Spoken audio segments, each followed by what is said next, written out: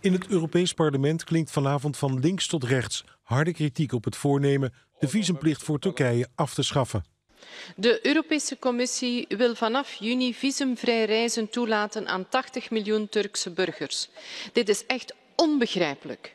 They made a trade-off between the reception of refugees and granting of visa liberalisation. We want to judge Turkey on its merits and not because there's been a sellout by, amongst other people, Mr. Timmermans. Ook Turkije ligt op ramkoers. President Erdogan liet gisteren opnieuw weten dat hij er niet over peinst de terreurwet aan te passen zoals Europa eist.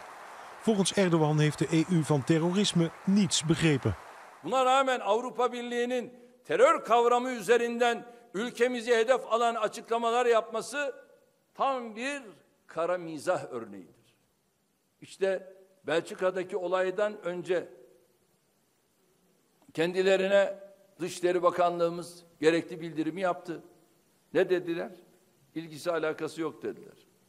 Sonra havalimanında teröristler bombaları patlattı. Ondan sonra hayır diyebildiler mi? Yok. Onlangs waren Europese leiders op bezoek in een vluchtelingenkamp in Turkije. Maar de hele vluchtelingendeal is nu al aan het wankelen.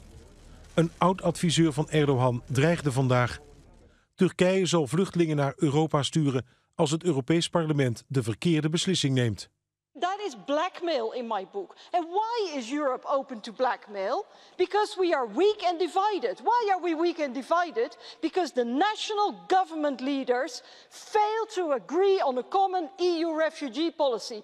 That is why. Ja, vanavond sprak ik met Gerald Knaus in Berlijn. Hij is de bedenker van de vluchtelingendeal met Turkije. En ik vroeg Knaus eerst of die deal met Turkije van tafel is als het visumvrij reizen voor de Turken niet doorgaat. It was very clear for the Turks, and this has been the position for more than 6 years, that they will only do a readmission from the European Union, a serious readmission, if they get visa-free travel. This has been the position in 2011, 2013, and it is the position today. If the European Union does not deliver on visa-free travel, the Turkish side will not adhere to the promise that it will take everyone back. And that's all they need to do. If they say we will not take everyone back, then psychologically the major element of this deal is broken. And that would be having very bad consequences for Greece, first, for Germany and Sweden and the Netherlands and other countries where people are going as refugees, second, and for the credibility of European institutions, third. So I think the only people who would be benefiting would be the far right, which says, don't talk to Greece, don't talk to Turkey. What we need to do is get rid of the Refugee Convention, and Brussels is in any case not capable of solving problems. So But I how think many, this is a real danger. Yeah, how many concessions should the EU make to keep this deal alive? Well, I think we need to be very careful the way we approach this. This is about negotiation on visa that is not like accession talks. When it comes to accession talks, Turkey joining the EU, we have standards. They have to meet all of them because these are our standards. There is no negotiation. When we talk about visa, we want something from Turkey. We want them to take everyone back. We want them to treat people well. We want them to integrate refugees in Turkey. 2 million, more than 2 million Syrians. They want something from us, which is visa-free travel, which every Balkan country already got. So this is really the position. We can decide we don't want to give visa-free travel. But then we should have no illusions that the Turks will say, well, we will not want to do readmission. Now, of course, we want other things too. There are a lot of conditions in the roadmap. But the point is that if we demand symbolic concessions, and let's be clear, changing the anti-terror law in Turkey today would not improve human rights for Turks. The situation is very bad with human rights. It will not change quickly, and it will not change because of the visa process.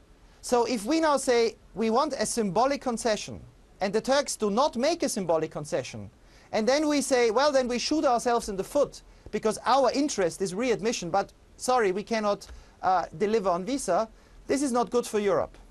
Is there a plan B for Europe? Well, that is another illusion. For 8 months, Europeans were trying to find a plan that did not require cooperation from Turkey. For 8 months. And they found the plan, and this plan they wanted to implement in March, which is build an iron curtain, a Berlin Wall, through the Balkans and stop the refugees in Greece. Now, the problem with this plan is that first, it tries to solve the refugee problem at the expense of Greece, which is a fragile country. And second, it relies on a very unstable government in Skopje, the Macedonian government, which is also not democratic at the moment and is in a deep political crisis. It makes Macedonian the guardian of a vital interest of the European Union. And thirdly, it is already not working because we are seeing every day now hundreds of people slipping across different borders in the Balkans. So the longer this lasts, people who are on the Greek mainland will find new routes to cross in the Balkans. So this plan B is actually an old plan, which is the Orban plan, which is to build a wall. It will not work, it's not European, and it's not a credible alternative. So what do you expect will happen?